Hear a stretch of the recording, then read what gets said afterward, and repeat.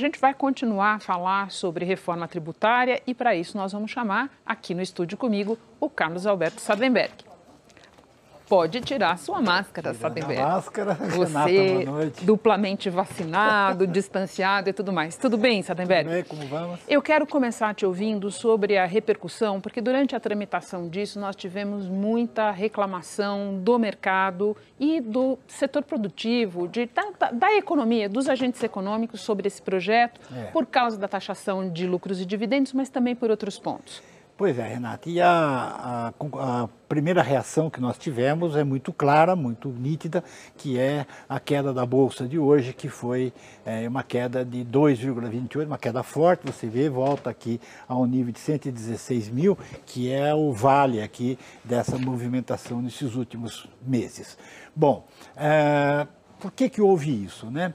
É porque está uma situação meio confusa, né? Por exemplo, veja o item seguinte, o quadro seguinte, mostra que houve uma queda muito forte das ações de bancos, né? Ações de bancos. Porque é curioso, né? Os governadores estão reclamando que tem uma perda de receita no imposto de renda. Pois o setor produtivo está reclamando exatamente do contrário, que eles vão, no final das contas, pagar mais imposto sobre renda, lucros e dividendos. Porque a ideia básica é essa de você taxar menos a empresa, a pessoa jurídica, e mais a pessoa física.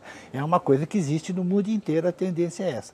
Mas cálculos feitos no setor produtivo acham que, com as mudanças feitas, a extinção, por exemplo, dos tais juros sobre capital próprio, que você paga juros para o acionista e ele paga na física, mas a extinção disso acaba produzindo um aumento no imposto das empresas, porque esse juro sobre capital próprio entra como despesa.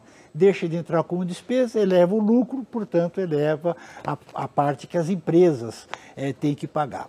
No final das contas, o setor produtivo está achando, não só os bancos, mas o setor produtivo está achando que o imposto das empresas também aumenta, fica alto e, além disso, se acrescenta o imposto sobre os dividendos.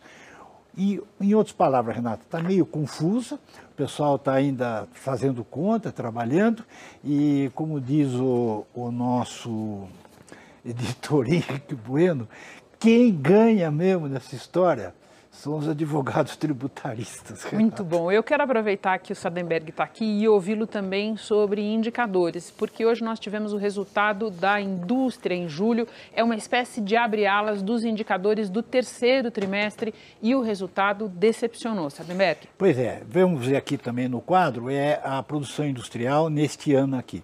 Você repara, teve só 2 pontos positivos e, no geral, tudo negativo. A queda ali da produção industrial foi de 1,3 julho comparado com junho, né? E era esperado uma queda, mas não tão expressiva quanto essa que ocorreu. E mais preocupante ainda, porque vem na sequência de um PIB negativo no segundo trimestre do ano. E nós já começamos o terceiro trimestre, julho, com um resultado bastante negativo também. Todos os setores da indústria tiveram prejuízo e houve problemas gerais que afetaram a indústria, conforme aponta o IBGE, e nós ficamos aqui muito bem ilustrados. Olha só o que está puxando a indústria para baixo, segundo o próprio IBGE.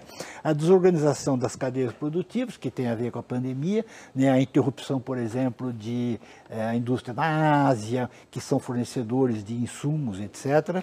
O desemprego muito elevado, óbvio que reduz o consumo.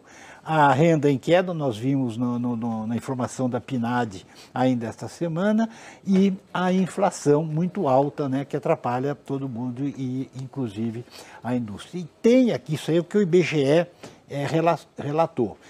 Fora do que o IBGE relatou, tem um outro ponto muito importante, né, Renata, que é a instabilidade política e institucional, que faz com que empresas adiem investimentos e as pessoas adiem consumo mais elevado. E é um ingrediente tóxico de tudo isso que a gente está falando. Sardenberg, muito obrigada pela análise. Obrigado, até mais.